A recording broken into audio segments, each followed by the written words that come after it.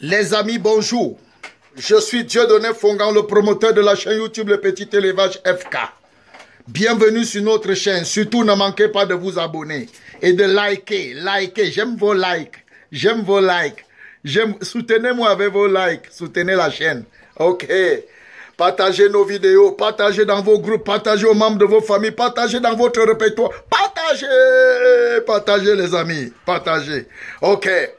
Vous êtes nombreux à m'avoir posé cette question et je viens aujourd'hui vous donner la réponse. Quelle est la question? Dernièrement, j'ai fait une vidéo, je parlais de la dimension de la loge d'accouplement. Loge d'accouplement, où je disais c'est entre 50 sur 50 ou 50 sur 55. Une bonne loge d'accouplement. Alors ça a suscité les questions des autres internautes. Tout le monde dit, maintenant les loges d'engraissement, coach les loges d'engraissement, FK les loges d'engraissement. Nous voulons les dimensions de loges d'engraissement. Tu veux les dimensions de loges d'engraissement, tu engraisses d'abord dans quoi? Dans le seau. Ok, je vais vous donner, c'est très simple, ok? C'est très simple. Je dis même c'est très simple comme ça, mais c'est compliqué. C'est compliqué. Parce que quand on ne respecte pas les dimensions de la loge d'accouplement, qu'est-ce qui va se passer? Soit les lapins seront trop serrés, ils vont maigrir, ils vont bagarrer, ils vont se blesser, ils vont se manger les poils, ils vont se bouffer les testicules, ils auront des blessures partout. Soit si c'est trop grand et ils ont trop d'espace, les lapins ne vont pas bien grandir. Ils auront un retard de croissance. Oh, donc c'est compliqué. Vous avez raison de poser la question.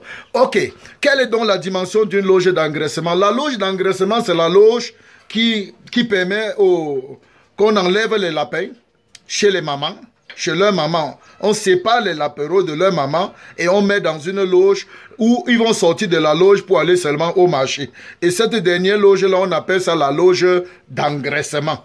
C'est-à-dire, c'est la loge dans laquelle ils vont terminer leur croissance et être les bons candidats du marché.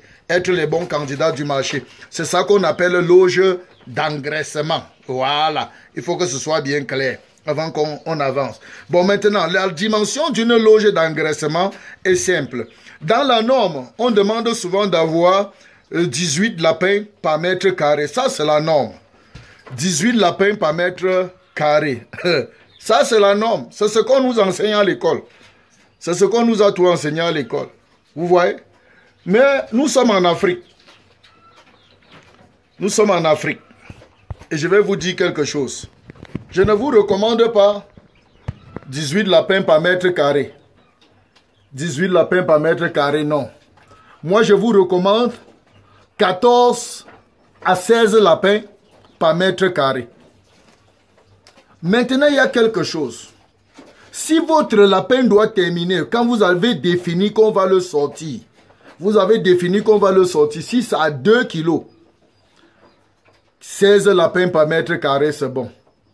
Mais si vous savez qu'il va dépasser 2 kilos, aller dans les 2 kilos 200, 2 kilos 400, 14 par mètre carré, c'est bon. N'allez jamais jusqu'à 18, 19 par mètre carré comme c'est écrit dans les livres d'élevage. Pour ceux qui en ont ou pour ceux qui trouvent. Parce que moi, si on m'a formé, on m'a dit 18 par mètre carré. Je crois qu'il doit avoir un livre qui circule où on dit dedans 18 par mètre carré. S'il vous plaît, ça chez les Blancs.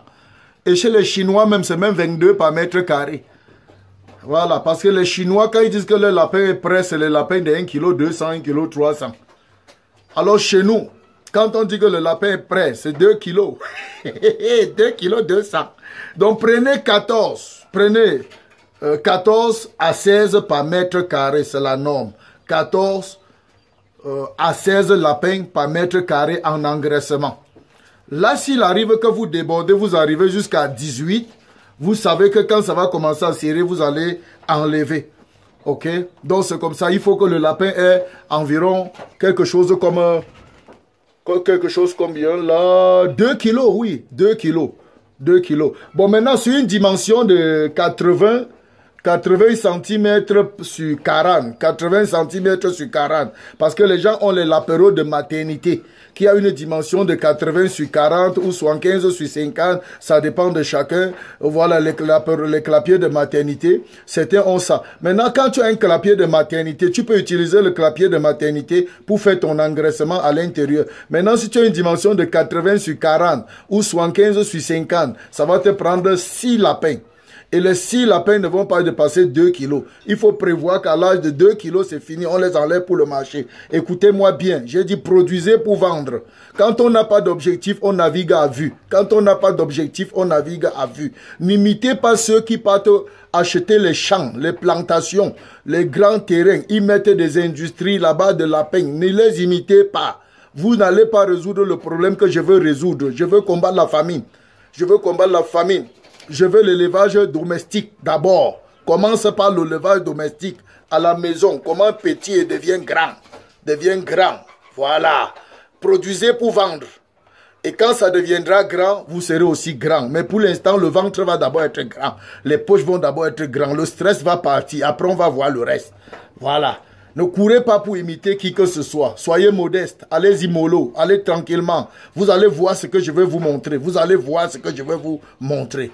Vous allez voir. Je veux que vous voyez quelque chose avec les lapins. Donc, 80 sur 40 cm, vous pouvez avoir 6 lapins par mètre carré avec un objectif qu'à 2 kilos, on les sort. Ou bien à moins de 2 kilos, on va les sortir. Sachez que quand les lapins sont serrés dans un box, quand ils sont serrés, ils sont en surpopulation, ils seront stressés. Ils vont se manger les poils. Ils vont se bagarrer entre eux, ils vont se blesser. Ils vont se chevaucher entre eux, provoquer les fausses gestations. Ils seront stressés, ils vont faire des diarrhées, ils vont faire des maladies, se contaminer. Donc ce n'est pas bon. Respectez les dimensions.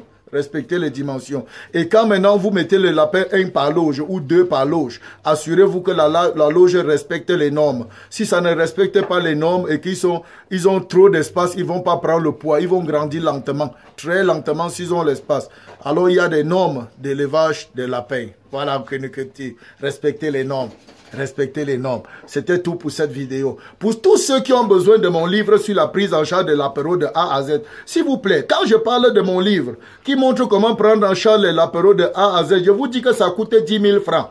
10 000 francs CFA. Donnez-moi 10 000 francs CFA, je vous donne ça. C'est un livre de formation. Dès que vous avez ça, vous ne me posez plus les questions sur les lapéros, sur quoi que ce soit. Voilà. 10 000 francs CFA, c'est le prix de mon livre. Le livre sur la prise en charge de l'apéro de A à Z.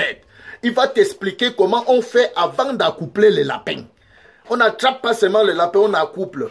Il y a des techniques, des médicaments. Il y a ce qu'on donne aux lapins avant de l'accoupler. Et après l'accouplement, il y a la qualité d'aliments qu'il doit manger et la quantité. Retenez bien ça. Parce que les lapéros qui sont dans le ventre là, doivent lutter pour survivre. Si à la naissance, ils n'ont pas le poids normal et la maman n'est pas en santé, vous allez les perdre. Parce qu'on ne traite pas les lapéros quand ils sont nés. Les nouveaux-nés là, on ne les traite pas. C'est à partir de 25 jours quand ils mandatent qu'on peut prétendre les traiter. Parce que même 21 jours, ils grignotent encore. C'est pourquoi leur sécurité commence par la sécurité de leur maman. Une bonne alimentation, maternité et une quantité. Et la quantité, le dosage, étape par étape selon sa gestation. Voilà. Et quand elle met bas, il y a les médicaments qu'on lui donne quand elle a mis bas. Ça, c'est pour sécuriser les petits et la maman. Parce que d'autres mamans mettent bas, elles meurent. D'autres petits mettent, d'autres mamans mettent bas, les petits meurent dans le nid. Jusqu'au 5e jour, tu n'as plus rien. Et ceux qui résistent le plus souvent, ils meurent. Quand le poids ne donne pas, quand ils n'ont pas atteint le poids, ils sont chétifs ou ils sont nés prématurés, ils vont mourir. Vous n'allez rien faire, ils vont mourir. Voilà. Donc il y a la prise en charge. Quand je dis prise en charge de l'apéro de A à Z, vous pensez que c'est après la naissance. On me pose tous ceux qui me posent la question sur les lapéros après la naissance, je n'ai rien à dire. La prise en charge de l'apéro commence avant l'accouplement de la lapine. Prenez mon livre, vous allez voir tout dedans. Certaines personnes disent que le livre est cher, le livre est cher. Quand tu dis que le livre est cher, une lapine met bas, ça donne 10. En 5 jours, les 10 meurent. Tu as perdu combien? En 2 mois, tu devais avoir les 10 là fois 10 000, 100 000 francs. Tu as perdu 100 000 francs. Si tu avais pris le livre à 10 000 francs, un livre professionnel n'est pas cher. Un livre professionnel n'est pas cher. Surtout que dans mon livre, j'ai confié tout à l'intérieur. Vous me connaissez, je ne cache rien. Je confié tout à l'intérieur. Et en plus, j'ai même créé un groupe, un canal Telegram pour ceux qui ont besoin que je les accompagne. C'est dans ce canal Telegram. Écrivez-moi via le numéro WhatsApp que je laisse dans la barre de description. Je suis là pour vous servir. Dieudonné Fongan, c'est mon nom. Si vous vous êtes pas encore lancé, je dis vous êtes en retard. Lancez-vous les amis. Lancez-vous. Lancez-vous. Peace out.